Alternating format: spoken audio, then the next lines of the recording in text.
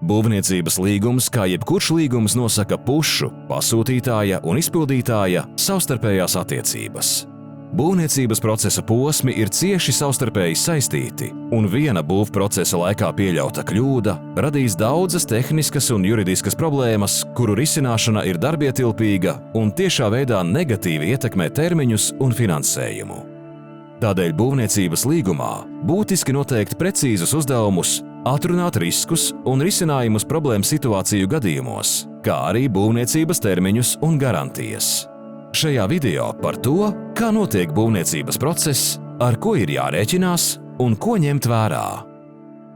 Būvniecības process sāks ar ko?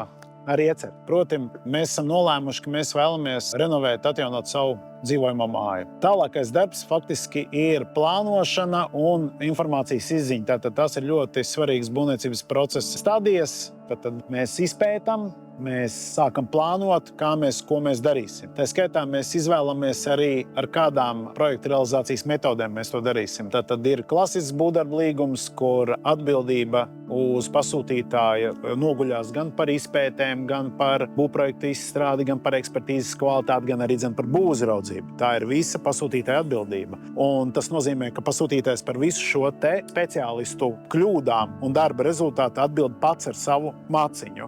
Un tad ir, piemēram, tāda būvniecības projekta realizācijas metode kā projektē un būvē, kur ļoti daudz no šīm pasūtītāja atbildībām mēs pārliekam uz būvnieku pleciem. Kā tas ietekmē būvniecības procesu? Tas ietekmē tieši plānošanas stadiju.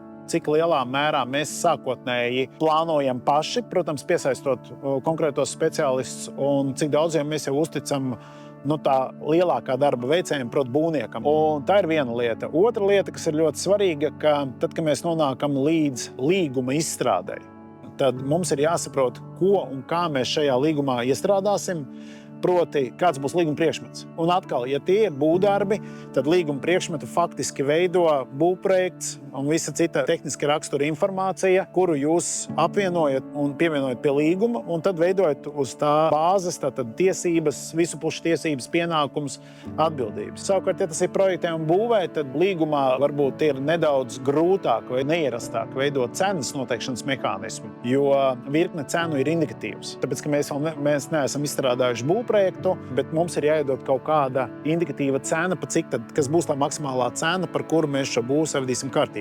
Lai šo cenu padarītu par mazāk indikatīvu, viena no metodēm ir, piemēram, izstrādāt skiču projektu. Tātad tas ir tādā pietiekamā apjomā izstrādāta būvprojekta dokumentācija, kurā mēs jau varam noteikt darbu veidus, darba tipus un kaut kādus eventuālos apjomus. Un tādā veidā nonākt līdz precīzākai līguma cenai.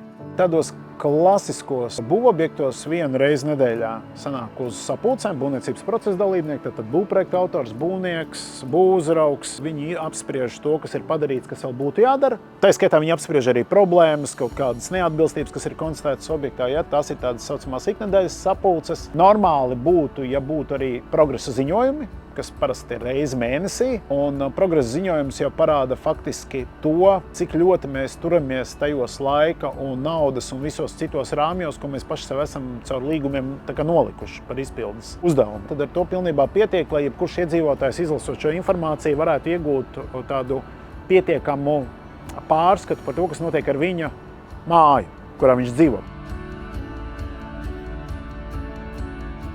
Ja mēs runājam par līgumu, mēs runājam par līguma pielikumiem. Tātad, ko mēs liekam līgumam pielikumā? Mēs liekam visu mūsu rīcībā esošo tehnisko dokumentāciju, tātad tās var būt izpētes. Ja ir būvprojekts, tad būvprojekts, vai ja mēs ejam uz projektiem un būvē metodu, tad iespējams, un tas būtu labi, ja ir skiču projekts. Tad ir finanšu piedāvājums, proti ar kādu tad būvnieks ir nācis pie mums, un vēlams, ka šis finanšu piedāvājums ir visnotaļ izvērsts, vismaz pa kaut kādiem blokiem, un ja mēs runājam par klasisku būvdarba līgumu, tad jau ļoti detalizēti izvērsts, lai mēs saprotam, cik kas maksās. Un šeit ir jāpiebilst, būvniecībā ir pieņemts, ka būvdarba izmaksas sastāv no 3 sadaļām. Tātad viens ir darba algas, otrs ir materiāli, un trešais ir mehānismi. Proti, tas ir tas, ar ko mēs realizēsim būvniecības procesu. Un šīs 3 komponentes liekot kopā, pieliekot, protams, klāt nodokļus vispār, jo mēs redzam peļņu, tā skaitā mēs redzam, kā veidojas būvdarba izmaksas. Vēl pie pielikumiem mēs noteikti liekam klāt visus mūsu prasības apdrošināšanas jomā, tātad kāda veida un kāda kāda satura polises vai banku garantijas mēs vēlamies saņemt. Un tālāk jau pēc izvēles, ja ir vēl kāda informācija, ko pasūtītājs uzskata par nepieciešamu pievienot līgumam, tas būtu svarīgi.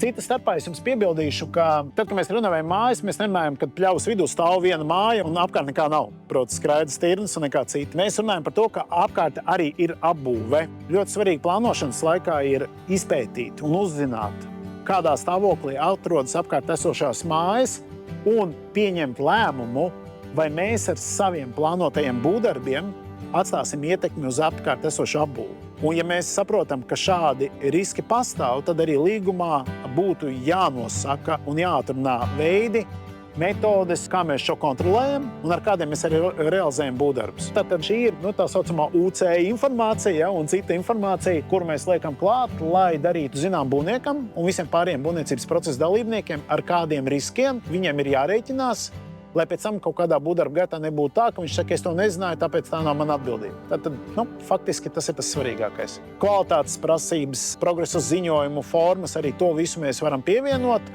Un es par to rekomendēju darīt, jo tajā brīdī mēs zinām, kādu informāciju mēs sagaidīsim. Proti, ja mēs veidojam kādu dokumentu paraugu, mēs saprotam, ko mēs tur iekļaujam, kāpēc mēs to tur iekļaujam un ko mēs no tā gribam saņemt. Līgums ir jāveido tā, lai viņš atvieglotu visu būvniecības procesa dalībnieku ikdienu būvdarbu gaitā. Tātad ir jābūt samērīgām pušu tiesībām, pienākumiem, atbildībām. It sevišķi atbildībām ir jābūt nosaktām ar reāliem instrumentiem.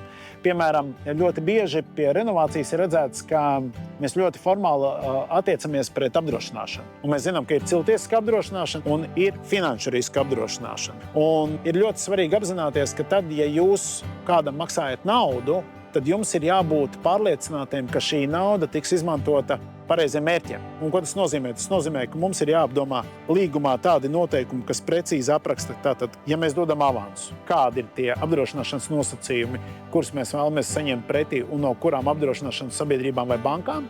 Jo alternatīva apdrošināšanai pie finanšu riskiem ir bankas garantija. Tātad izpildes garantijas uzdevums ir nodrošināt, ka situācijā, ja būvnieks nespēja izpildīt būvdarbus vai viņus kavē, vai jebkādā veidā izpildes laikā sāk radīt zaudējumus klientam, ka klientam rodas iespēja izmantot šo izpildes garantiju. Un vēl svarīgāka detaļa ir garantijas laika garantija. Proti, tad, kad ir būvdarbi beigti, viss ir nodots eksploatācijā, iestājas garantijas termiņš, un pie rekonstrukcijām, renovācijām es gribētu aicināt domāt ne tikai par formālu garantijas laika garantiju, ka mēs jums izdodam polisi par 2-5 gadiem, bet ka šajā polisē tiek ietverti arī tie rādītāji, kurus jums patiesībā bija jāsasniedz. Tātad, piemēram, siltumenerģijas ietaupījums. Skaidra lieta, ka mēs nevaram to izteikt naudā, tāpēc, ka tarifi mainās, gāze kļūst dārgāk, lētāk un tā tālāk, bet mēs varam ielikt kaut kādus fizikālos parametrus. Un arī tas ir garantijas viens no veidiem. Samērīgums, piemēram, kas ir dzirdēts kā liela problēma, ko arī līgumos neatrisinām, mēs nosiltinām māju un aizmirstam atrisināt ventilācijas problēmas. Tā rezultātā cilvēks sāk slimot vai tur logus vaļā un maksā par siltumu kosmiski lielu naudu. Ko tas nozīmē? Tas nozīmē, ka plānošanas periodā nav padomāts par to, ka kaut ko nosiltinot, tādās analoģijās runājot, slimu organismu ietērpot jaunā klētā, mēs jau viņu par veselu nepadaram. Tad ir jāveic kaut kāds komplekss darbība. Un līgumam šīs lietas tādā vai citādā veidā ir jāatspoguļo. Mana rekomendācija būtu izstrādāt atkal jau valsts mērogā tipveida līgumus, kuros mēs atrunājam tiesības, pienākumus, atbildības, kur mēs atrunājam gadījumus, kad mēs varam piemērot kādas sankcijas, kur mēs atrunājam ļoti precīzu strīdus risināšanas mehānismu un tā skaitā apdrošināšanu. Viens no varbūt labiem piemēriem ir FIDIK līgumi, kas ir zinām visā pasaulē, bet jebkurā gadījumā no viņiem varētu aizgūt pietiekami daudz dažādu labu piemēru par tām lietām, ko es jums tikko minējis. Es rekomendētu izvairīties no tā, ka būvnieks atsūta savu līgumu. Jo dabiskā veidā viņš, protams, ka savā līguma versijā būs mēģinājis aizstāvēt savas intereses. Un mums ir vēlreiz jāatcerās, ka daudz dzīvokļu namu jomā pasūtītājs praktiski lielākā daļa šo cilvēku nav būvnieki. Viņi lielākā daļa noteikti arī nav juristi. Un pat ja viņi ir juristi, diez vai visi praktizē būvniecības tiesību jomā. Un tā rezultātā vienkārši būtu jāmeklē kāds speciālists, kurš spēj izstrādāt jūsu konkrētajām vajadzībām atbilstošu līgumu. Un būvniecības līgumu es rekomendēju ka izstrādā inženieri kopā ar juristiem, nevis juristi.